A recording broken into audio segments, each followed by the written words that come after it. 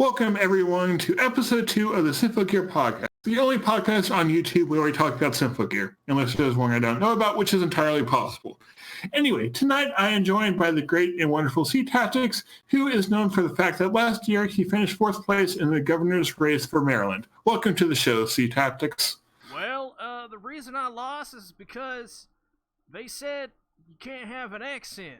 And I thought to myself, everybody has an accent. Why can't I have an accent? And then they spoke in a robotic tone. Turns out they're just robots. Yes, apparently you cannot have an accent if you want the robot overlords to vote for you. But speaking of robot overlords, we have a wonderful episode of Symphogear. I don't know how that fits at all. Just go with it. Oh, yeah. This episode of Symphogear is really good. Actually, this is one of my favorite episodes in the whole series. Yeah, I think I agree with you, but it's kind of hard to judge Symphogear, but this episode was definitely very Symphogear, so I approve. It's still, like, it had everything that makes Symphogear good. Yeah, it's like...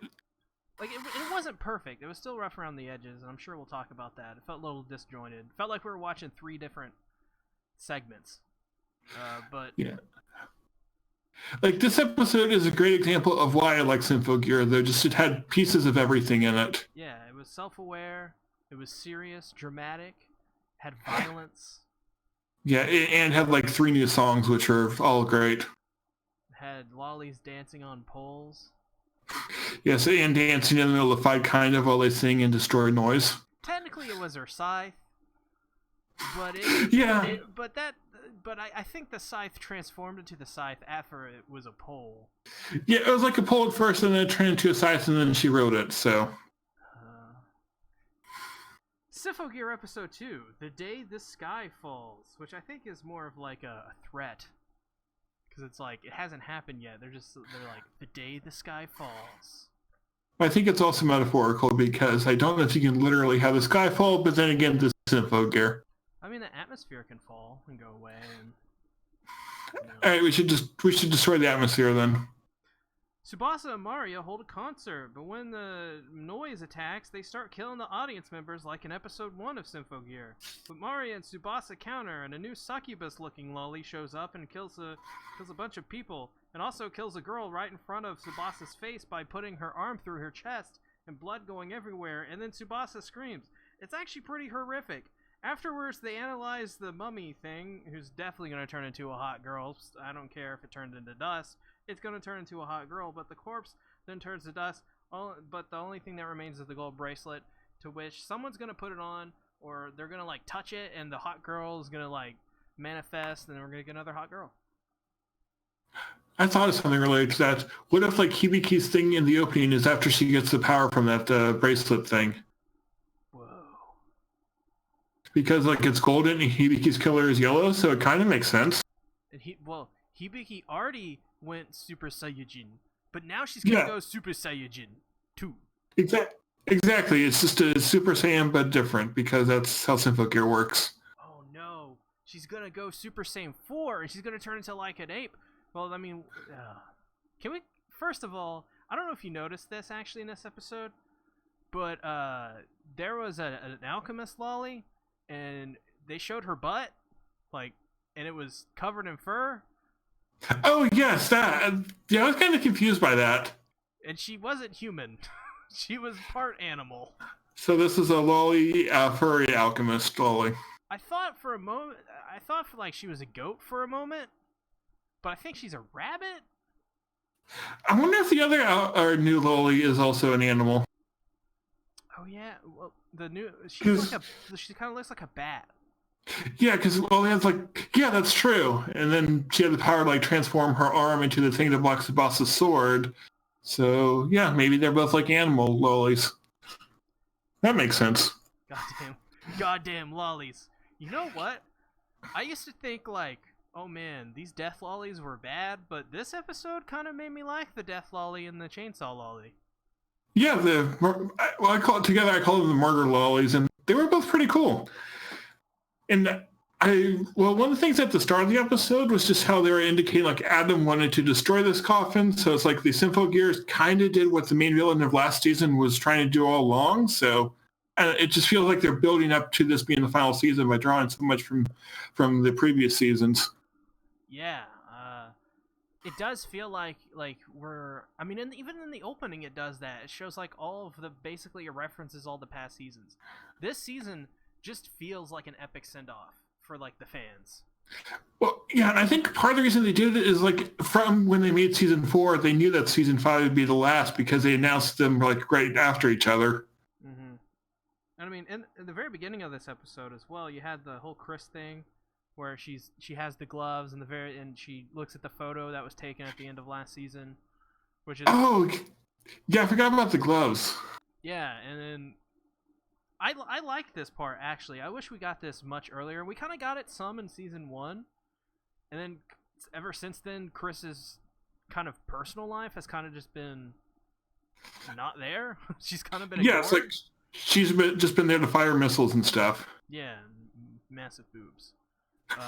Yeah, but I like this part because it's some basic tsundere trope stuff, but it really fits her character that, you know, she's wearing these gloves and Hibiki starts teasing Chris about it because Chris is, you know, so tough and Chris always hits Hibiki with the bag, which she does after Hibiki teases Chris. She just has enough of it, but Chris is good. Yeah, I like Chris. She's probably my favorite character besides Maria because Maria isn't a 15-year-old. Yeah, she's like a 22-year-old or something. She's like 38. I don't think she's that old. She's 42, something like that. Okay, I'll have to look up the wiki later. She wore cool aviators at one time. Yeah, and then she was dressed up in like a suit and glasses like she's part of the FBI this episode, which is kind of weird. Oh, yeah, Yeah, and I was like... Or there was this... in season 4, they were all dressed up as park rangers, so... Well, I thought that was like a uniform for being part of song. They got some weird-ass uniforms that looks like park rangers. They do. And they probably just gave the character designs, okay, come up with crazy uniforms. We're going to make them wear them. And then someone's like, hey, can I draw Maria in a suit? It's like, sure, why not? Go for it. Yeah, Maria seems to always be the cool one, though. Like, she always just has, like, charisma and swagger. Yeah, she does. Yeah, well, the sunglasses is, like, right on screen now. I was like, okay, why is this needed right now? Not like I'm complaining, but it's weird. Well, speaking of Maria and Tsubasa, they have a performance in this episode, which leads into the last part. But before we get into that part, we'll talk about that part last. Oh, yeah, because they had the scene before when, like, Tsubasa was practicing and Maria was with her. Yeah, and I actually almost forgot that they were idols before everything else happened. Mm-hmm. I think it's interesting, though. It's like how they're saying, like, Tsubasa's place to fight is also on stage because she can, like, inspire people with her music and everything there. Right, and she's also had the opening song for every single season, which is another thing. I think it's actually... I think it's been... The opening for every season has been Tsubasa's voice actress, and then the ending has always been Chris's voice actress. Okay, I didn't catch that. I'll have to go check that. Now that I think about it, that, like, last season, that was definitely Tsubasa, so... Which, by the way, I think this is the first time we got the new opening this episode. Yeah, that was the new one. I think it's the best one. Yeah, I like the music, and I like how they're just showing, like, all the characters, where they came from, and now they're coming together for this final battle against the Illuminati. I think in general, this is, like, the best music Symphogear's ever had. Yeah, every song so far I've loved, so... And most of the songs I like, but I don't think they've all been at this level. Yeah, I mean... this whole season really just... This whole season, it just feels like everything is just the best quality it's ever been. Yeah, they've like had 5 seasons to refine exactly what they want to do for the animation, the music, the story, what exactly Symphogear wants to be. They've learned that so they can pull that all off right here. It's kind of sad, though, that it has to end on this. Yeah, it is, but I kind of feel like they can't keep like making more of it, though they... Yeah. Though it's like every season so far, they could have ended it there, except for last season. If they could do it, I would love it if they actually made like just movies every now and again. Oh, that would be cool. Because they could like really make incredible animation with that, and they could do like more off and on making it. Yeah. But yeah, so they Mario and Tsubasa do their performance, and this has got to be the best looking performance. And usually, like, besides season 1, I'd say when they perform, and it's like what, once a season maybe. It's rarely it happens. They typically always look good because that's the only one you're gonna get. So it's typically one of the better looking scenes you'll see in a Symphogear season. But this one was astonishingly just fantastic. I mean, the choreography, the camera work.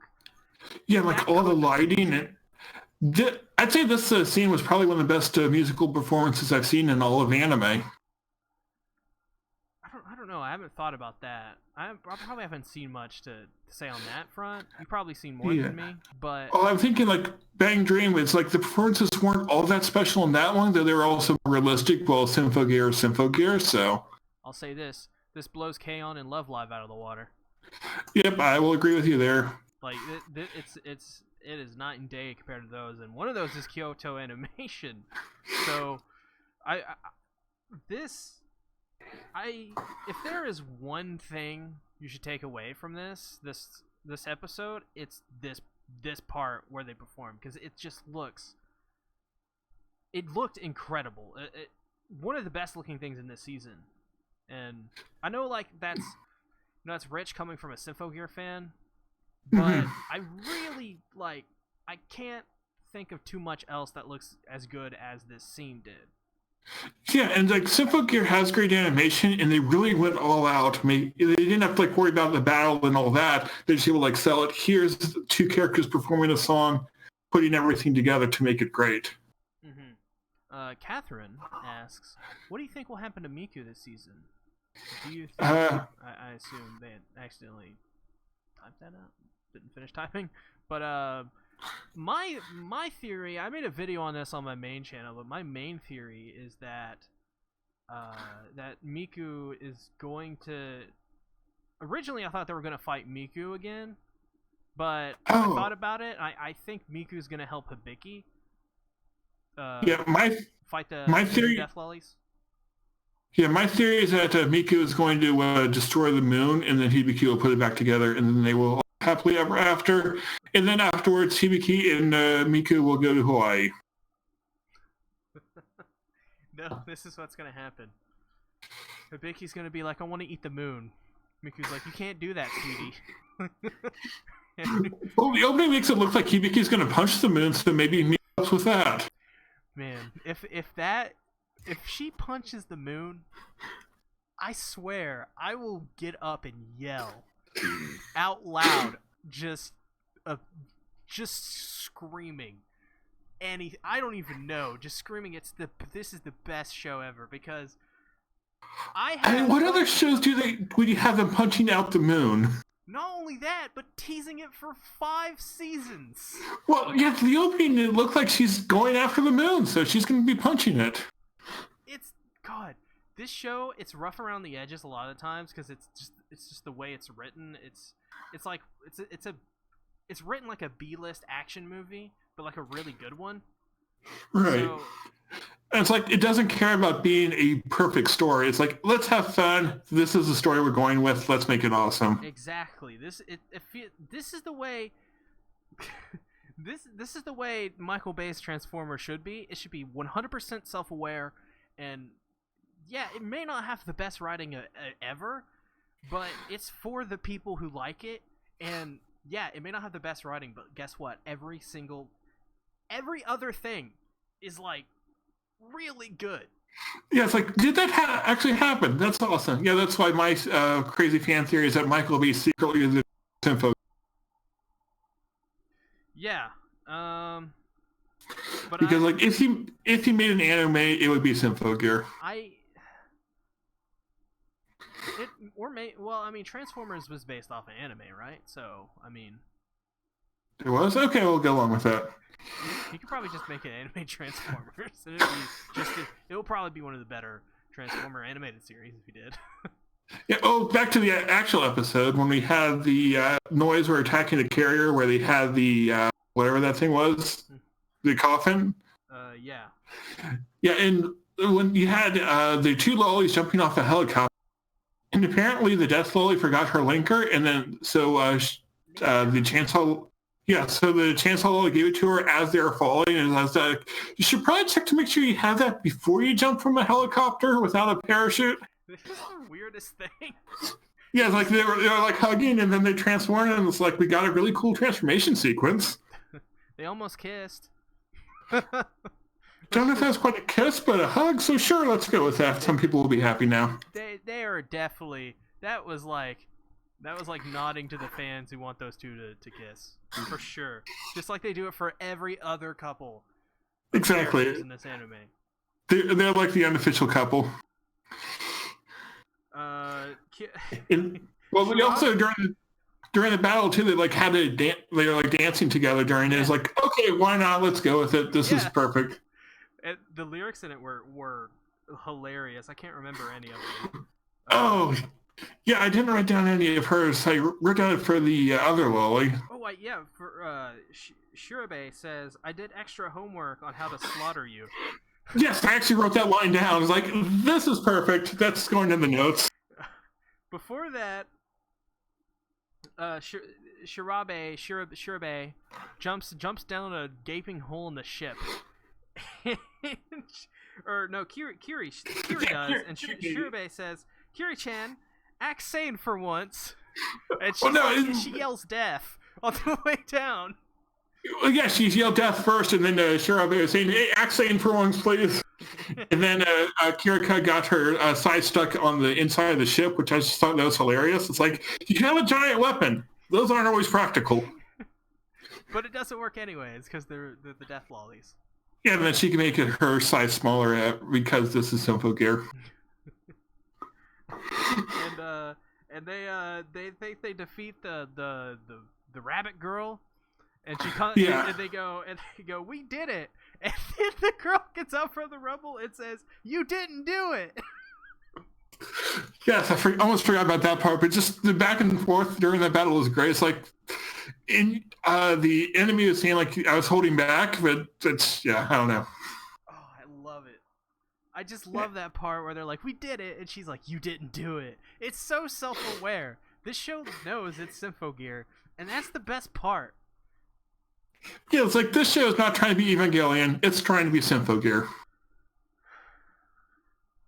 It'd be cool if it was trying to be Evangelion, though. I mean, maybe it will be by the end. You never know. That's a Symphogear thing to do. Is like, okay, we're now Evangelion. Pilot get in again. Exactly. I mean, don't they have like? Oh, maybe Mika gets an Evangelion and she fights along with the Gears. It would be the best. And the director guy is the director in Evangelion. He's the guy he's Shinji's father. What's his name? God. Gendo? Gendo Ikari. The director is Gendo Ikari. I feel like the director's just going to turn into Kamina by the end, just like punch things. Oh my god. Who would Tsubasa be? Chris Chan would be Asuka, because they're both tsunderes. Right. So Tsubasa would be she'd be Kenshin from Rurouni Kenshin. It's not even the same anime. You never said it had to be the same anime. I mean, you're right.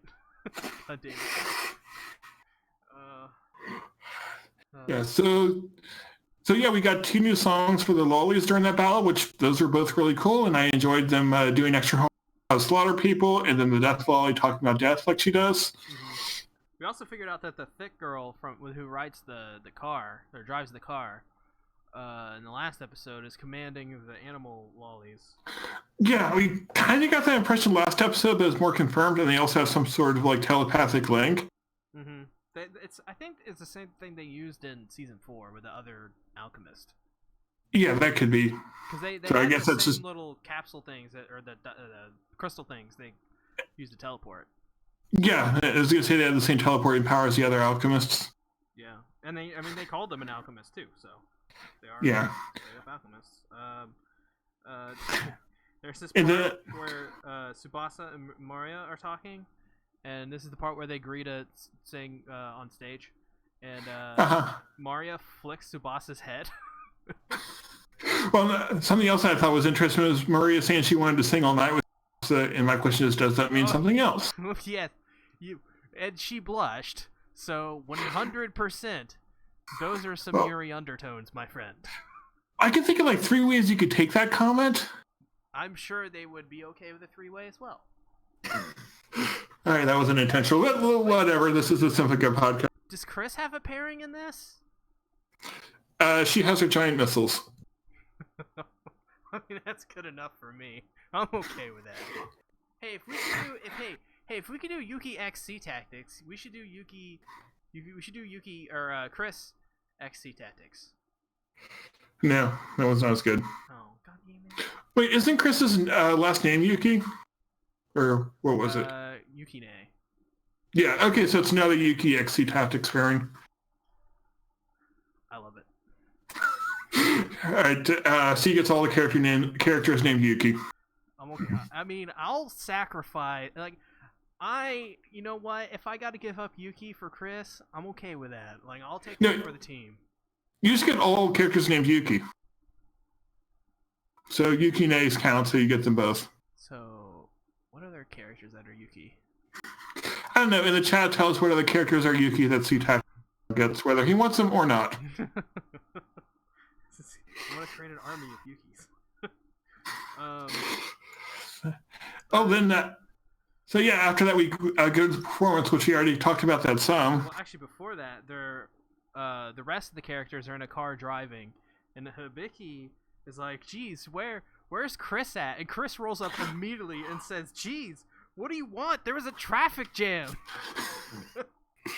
Oh yeah, I forgot. And then they're also like Maria saying she couldn't make it, and I was thinking, oh, is she going to be on the concert? Yep, she is. That makes sense. So yeah, got the amazing choreography. The noise start to attack. Of course, which I found to be kind of predictable, and I think I would like if in a way, I wish they wouldn't just to like end on the concert on that note. But again, they're trying to tie back into season 1, so it kind of fits. Exactly. So like Tsubasa failed to protect everyone then, and now again she still failed even after all this time. Right. This was her chance for redemption, and this is another freaking nod to season 1 again, and I love it. This show's amazing. It knows what its fans want, and that is like a story that goes full circle and just ends it on the climactic note. And this episode had one of the most, I would say, shocking scenes in all of Symphogear for the fact that this has never happened before. I mean, we've got like children getting their legs cut off, but we've never had this bat demon lolly girl show up and impale her arm into a girl's chest right in front of Tsubasa. Yeah, and like all the blood with it too, which is not like Symphogear.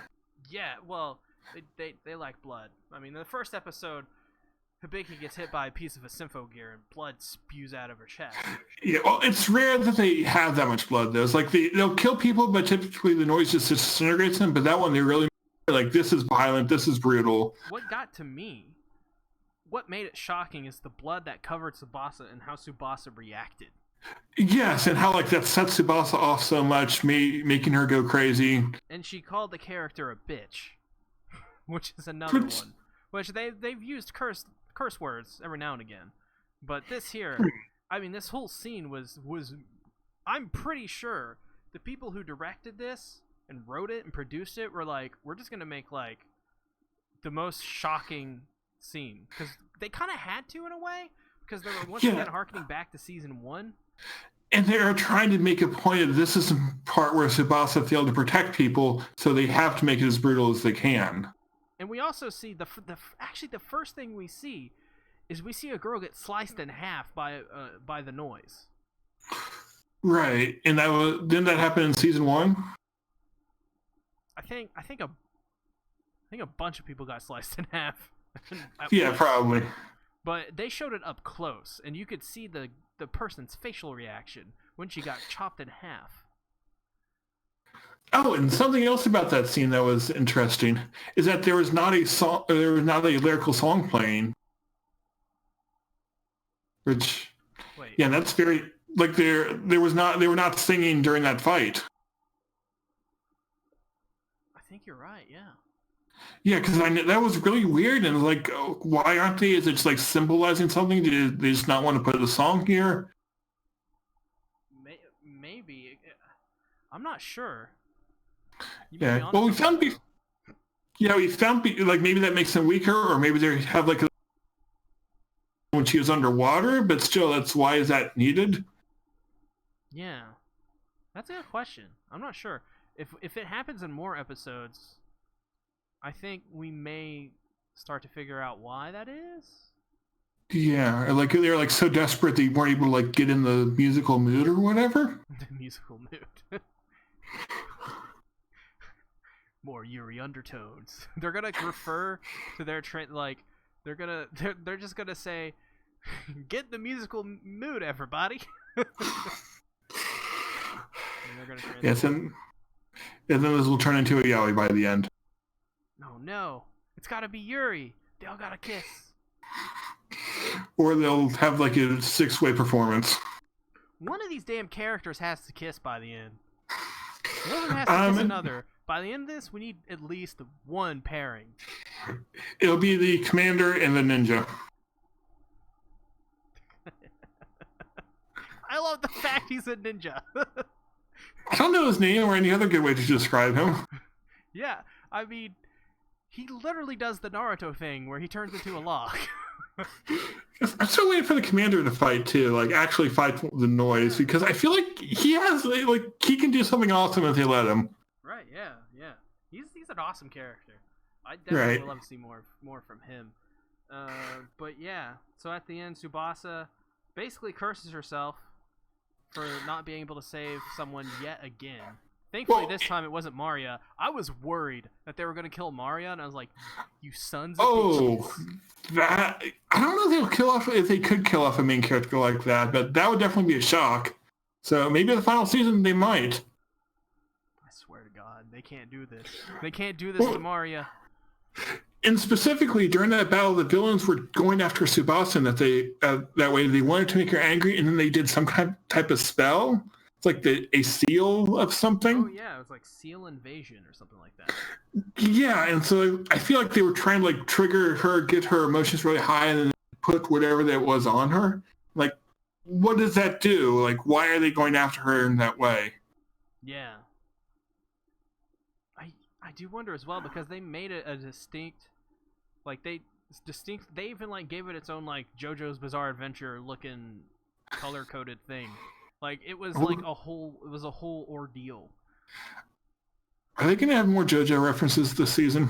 I mean, did you see after the end credits when they showed the mummy thing and they did the freeze frame on the mummy? Or no, that was the beginning of the anime. Well, yeah, the end of it. Like JoJo. Huh. When they do like the freeze frame. Okay, yeah, I haven't seen JoJo for a while, so. Catherine says Miku and Hibiki need to kiss this season. If that's the main one that really needs to do it, that's one that would make most sense. But this is Symphogear. The second one that would make most sense besides Miku and Hibiki is Maria and Tsubasa. Yeah, that would. There's definitely some Yuri undertones there. Also, and then you have the lollies, of course, but she doesn't count those. Yeah, those aren't people. Lollies aren't people. Chris right, could just kiss a rocket or like a missile or a gun or something. Wait, wasn't there the one's quote last season where they were saying and she was like knocked out and almost I mean, maybe. Yeah, she loves the plans that she's fighting to protect. Chris fights to protect the smile of her missiles and nothing else. Exactly. She wants her missiles to. She wants to protect that innocent smile those missiles have. I don't know if missiles can have an innocent smile, but for Chris, they do. Dude, Chris better blow something up, like a whole fucking city. She better level a goddamn city like in Trigun. Maybe she blows up the moon. There you go. Well, no, Hibiki's got to punch the moon. Maybe they team up, like Chris blows it up and then Hibiki punches it to destroy it. I don't know. I feel maybe they should try to blow up the moon together and it fails, and then Hibiki's like, I got to do it one last. I got to sacrifice myself. Miku, I love you. Gives a smooch on to Miku. There we go. Get the smooch, and then we get the big dragon fist thing like Goku does, but Super Saiyajin 2, Hibiki. No, what I was thinking is that Chris tries blowing it up, or they team up and fail, and Miku like encouraging Hibiki, saying, "You can do it. Try again." She kisses her, and then Hibiki punches the moon, and then destroys Mars in the process. Poor Mars. Yeah, it did not deserve that fate. Or Hibiki just misses and accidentally hits Mars. Or maybe, like, she has to punch Mars back into existence. Okay, maybe that's the final scene. Because I'm thinking about it, if you blow up Mars, or if you blow up or the moon, that ain't going to be good. Yeah, that would be bad for, like, the Earth and the gravity and tidal waves and all that. I mean, Dragon Ball Z did it, and they still haven't added the moon back. Yeah, that might be an issue. I did look up a while back if blowing up the moon would be illegal or not.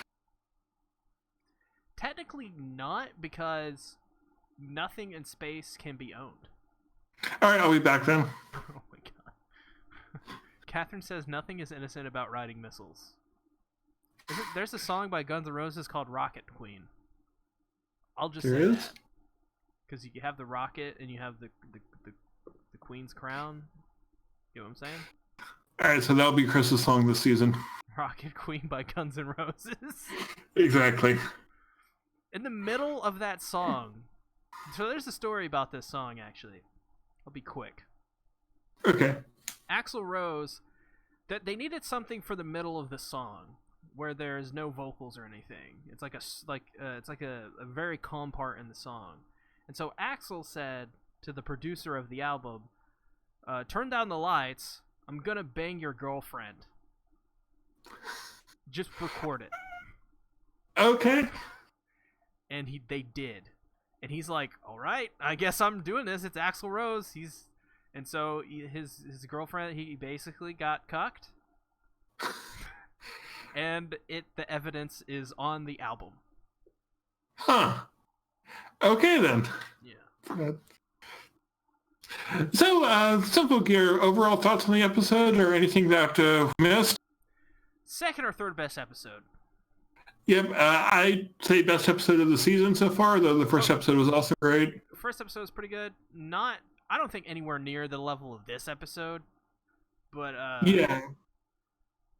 Yeah, this one they had just like everything firing as it should for Symphogear. I think if you take out Vinland Saga, and maybe Carol and Tuesday, because I think Carol and Tuesday is just a way better put together anime, and it kind of fills the same kind of fan base. Okay. I think this episode is currently the best episode of the season that I've personally seen. I would say so too, though I have not seen as many shows as you, so I haven't seen the good ones yet. I did watch Okasa on Online today. No, I'm not watching that one. I did. It's a really bad show. I have like 4 shows this season I'm watching, and most of them are not close to Symphogear. Yeah, I would say this season of Symphogear so far, I think I've been thinking about this. It's not just a good season of Symphogear. I think not only is it the best season of Symphogear, I think it's now finally like an anime that I think you could safely recommend to pretty much anyone. I think it's almost into the, like, it's not like a great anime, but you know what I mean? Where like it's got enough, like, you could recommend it safely to anyone because it's like right below great. Does that make sense? I feel like it's the type of show for fans of shows like this. Like, if you want an absurd action show, I can easily recommend Symphogear to you. If you want something more normal, maybe not, but there's still some appeal to it. I think this is like, okay, let me put in like a ratings.